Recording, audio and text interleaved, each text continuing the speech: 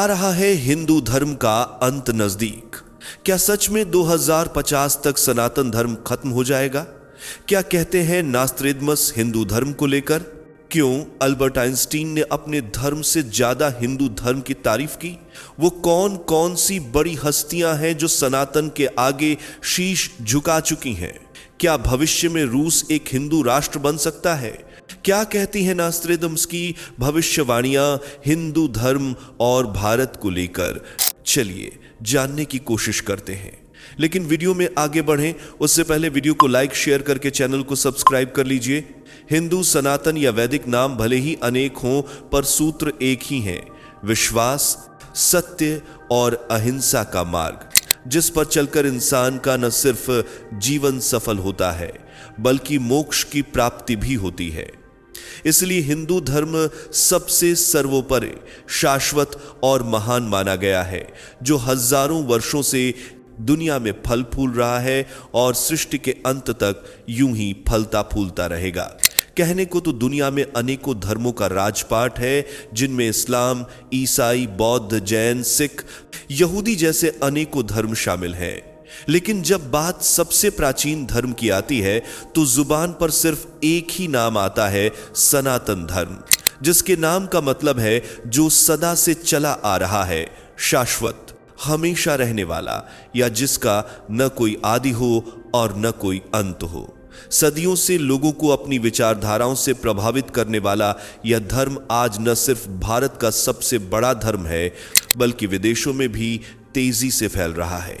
यही वजह है कि भारतीयों के साथ साथ अब विदेशी भी सनातन के सामने अपना शीश झुकाते हैं, जिनमें आम इंसान से लेकर बड़ी बड़ी हस्तियां तक शामिल हैं, जैसे महान वैज्ञानिक और सैद्धांतिक भौतिक शास्त्री अल्बर्ट आइंस्टीन, जिन्होंने भौतिकी के कई महत्वपूर्ण वैज्ञानिक सिद्धांतों की खोज की थी। फिर चाहे वह सापेक्षता का सिद्धांत हो या द्रव्यमान ऊर्जा समतुल्यता का सूत्र EM²।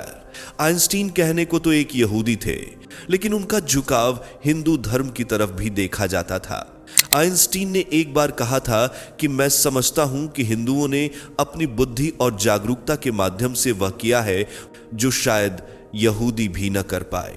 इस कथन के जरिए उन्होंने हिंदुओं को यहूदियों से बेहतर बताने की कोशिश की थी। हिंदुओं के बारे में कुछ इसी तरह के विचार पीटर हरकोस के भी थे, जिन्हें एक कामयाब डच भविष्यवक्ता माना जाता था।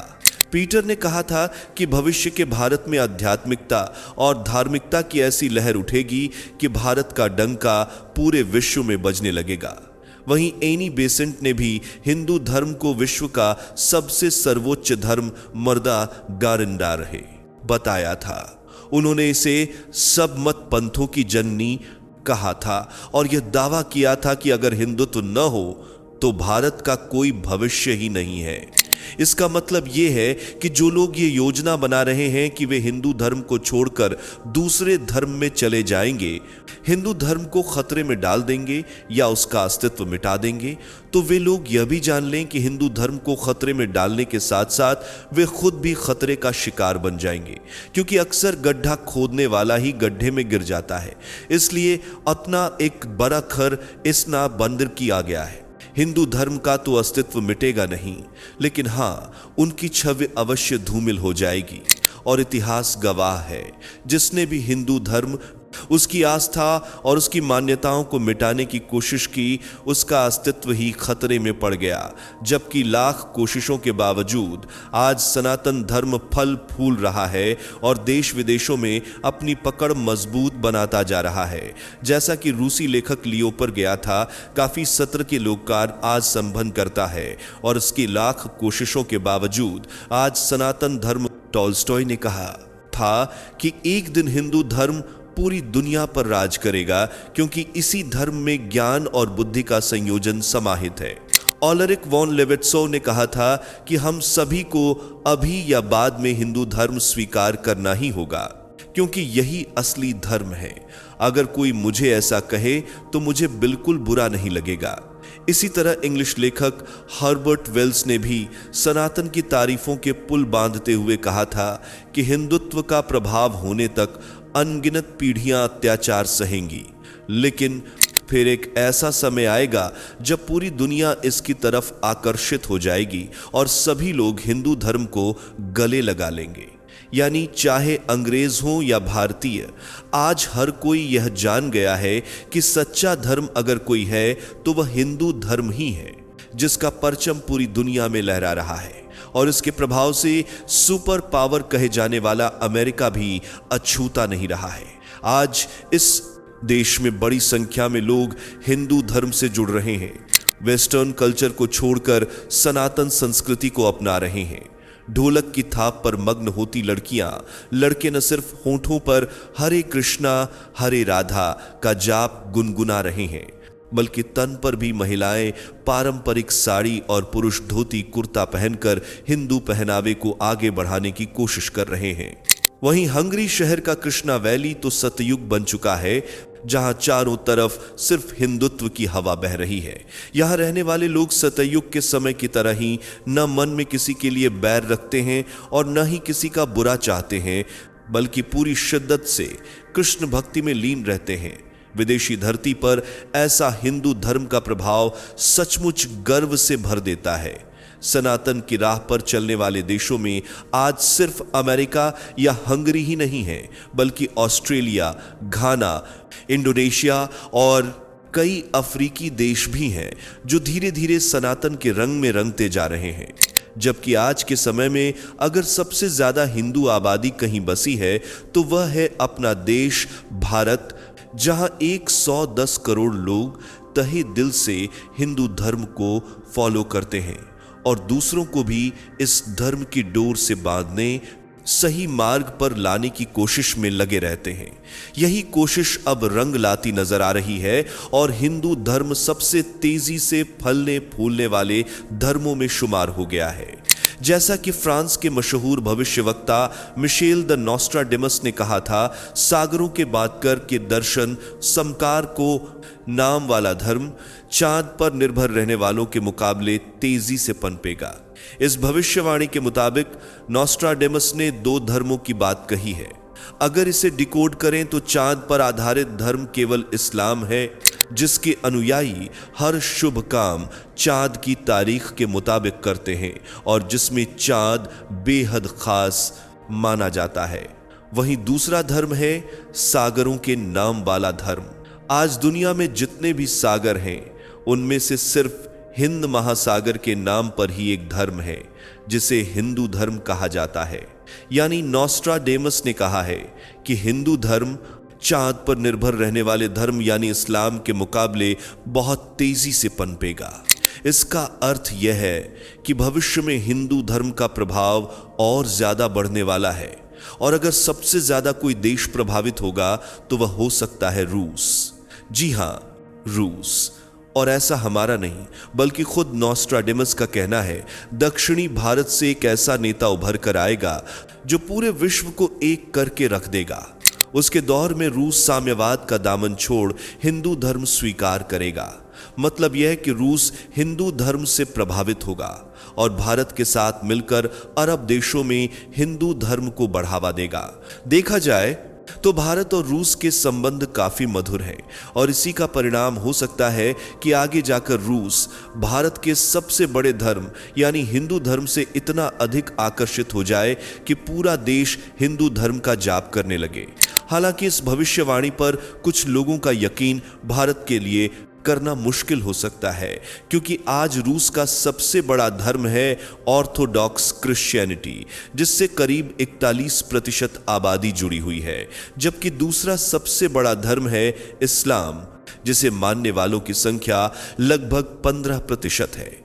हिंदू धर्म सिर्फ 0.1% तक की हिस्सेदारी रखता है, यानी पूरे देश में केवल 1.40 से 60 लोग ही हिंदू हैं। ऐसे में पूरे देश का हिंदू बन जाना थोड़ा नहीं बल्कि बहुत मुश्किल लगता है। लेकिन हमें यह भी नहीं भूलना चाहिए कि यह भविष्यवाणी किस महान भविष्यवक्ता ने की है। नॉस्ट्राडेमस की आज अनेकों भविष्यवाणियां सच का भी रूप ले चुकी हैं। जैसे उन्होंने कहा था, राजशाही गिर जाएगी, उत्पीड़ित जनता उठ खड़ी होगी और नेताओं को मार दिया जाएगा। इस भविष्यवाणी को 1789 की फ्रांसीसी क्रांति से जोड़ा जाता है, जब राजशाही का अंत हो गया था, गणतंत्र की स्थापना हुई थी और लुई 16वें को मौत की नींद सुला दिया गया था। इसी तरह नोस्ट्राडेमस ने साम्राज्यों के उदय और पतन की बात की थी। कई लोगों का मानना है कि यह 20वीं सदी के विश्व युद्धों और उसके बाद हुए भू राजनीतिक बदलावों को दर्शाता है। इसे 2 विश्व युद्धों के प्रतिबिंब के रूप में समझा जा सकता है, जिनमें यूरोप और एशिया में शक्तियां उभरती और गिरती रहीं। और सबसे ज्यादा हैरानी तब हुई जब उनकी महान यात्राओं की भविष्यवाणी पढ़ी गई। इसमें उन्होंने स्वर्ग की महान यात्राओं का जिक्र किया था। शुरुआत में इसका सटीक मतलब समझ नहीं आया, लेकिन 1969 में सबका शक यकीन में बदल गया जब अपोलो ने मून लैंडिंग की और पहली बार नील आर्मस्ट्रॉन्ग ने चांद पर कदम रखा। शायद इसी को नोस्ट्राडेमस ने महान यात्रा कहा था। ऐसी अनेकों भविष्यवाणियां हैं जो समय दर समय सच साबित हुई हैं, फिर चाहे वो 1945 में परमाणु बम का आविष्कार हो या अडोल्फ हिटलर का उदय, जॉन एफ कैनेडी के कत्ल से लेकर लंदन की महान आग 1666 तक तमाम भविष्यवाणियों ने सच का रूप लेकर उन्हीं दिव्य शक्तियों की सच्चाई की गवाही दी है। इसलिए अब जब उनकी हिंदू धर्म को लेकर भविष्यवाणी सामने आई है तो लोग हैरान हैं और उन्हें कहीं न कहीं यकीन है कि भविष्य में दुनिया हिंदुत्व के रंग में ही रंगने वाली है। लेकिन उससे पहले कई मुश्किलों को भी पार करना होगा, जिसके संदर्भ में नास्त्रेदमस ने लिखा है, लाल के खिलाफ एकजुट होंगे लोग, लेकिन साजिश और धोखे को नाकाम कर दिया जाएगा। धर्म बांटेगा लोगों को काले और सफेद तथा दोनों के बीच। लाल और पीले अपने अपने अधिकारों के लिए भिड़ेंगे। रक्तपात, बीमारियां, अकाल, सूखा, युद्ध और भूख से मानवता बेहाल होगी। लाल के खिलाफ एकजुट होंगे। इस लाइन को अभी तक कोई भी डिकोड नहीं कर पाया, लेकिन कुछ जानकारों का कहना है कि शायद यहां नास्त्रेदमस ने चीन की बात कही है, जो अक्सर भारत को लेकर खिलाफ षड्यंत्र रचता रहता है। धर्म बांटेगा लोगों को। आज ये लाइन एकदम सटीक साबित हो रही है, क्योंकि आज लोग अलग अलग धर्मों में बंट चुके हैं। धर्म के नाम पर लोग एक दूसरे को खत्म करने में लगे हैं।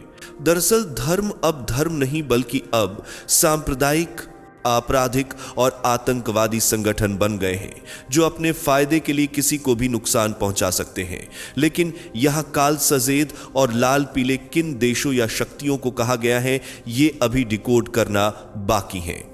हिंदू धर्म के संबंध में नास्त्रेदमस ने एक और भविष्यवाणी की है, जो कुछ इस प्रकार है। सांप्रदायिकता और शत्रुता के एक लंबे दौर के बाद सभी धर्म तथा जातियां एक ही विचारधारा को मानने लगेंगी। अब जहां तक एक ही विचारधारा को मानने की बात है, तो ओशो, रजनीश जैसे कई संतों को भारत, अरब, चीन सहित पूरे पश्चिम में ध्यान से पढ़ा जाता है। उनके विचारों से विश्व में एक नए तरह की धार्मिक क्रांति होने लगी है। दुनिया धीरे धीरे हिंदू धर्म के सत्य से प्रभावित होकर एक नए समूह में बदल रही है और सभी देश हिंदू धर्म के सूत्र में बंधते जा रहे हैं, फिर चाहे वे हिंदू हों, मुस्लिम हों या ईसाई। जी हां, मुस्लिम देश भी हिंदू विचारधारा का पालन करते नजर आ रहे हैं, जिसका जीता जागता उदाहरण है इंडोनेशिया। इंडोनेशिया को दुनिया का सबसे बड़ा मुस्लिम आबादी वाला देश माना जाता है, जहां कुल जनसंख्या का लगभग 87% इस्लाम धर्म को मानता है।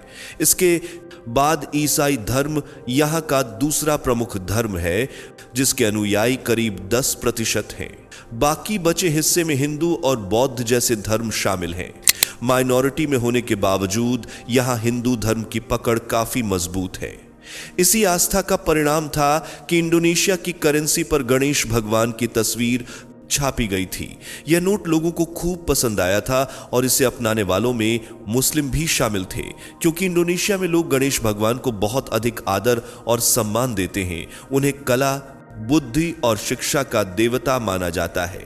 यही वजह है कि वहां गणेश चतुर्थी का त्योहार भी जोर शोर से मनाया जाता है। यह सब इस बात का सबूत है कि मुस्लिम देशों में भी सनातन धर्म कितनी गहरी छाप छोड़ रहा है और भविष्य में यह छाप और अधिक गहरी होती जाएगी। वैसे आपको क्या लगता है, क्या पूरी दुनिया हिंदू धर्म को मानने लगेगी? कमेंट में बताएं। वीडियो को लाइक करें और चैनल को सब्सक्राइब करके बेल आइकॉन दबाना न भूलें। धन्यवाद। दोस्तों, आपकी स्क्रीन पर 2 और वीडियोस दिख रही हैं, जिसे देखने के लिए स्क्रीन पर क्लिक करें। दोनों देखिएगा, बहुत अच्छी वीडियो बनी है।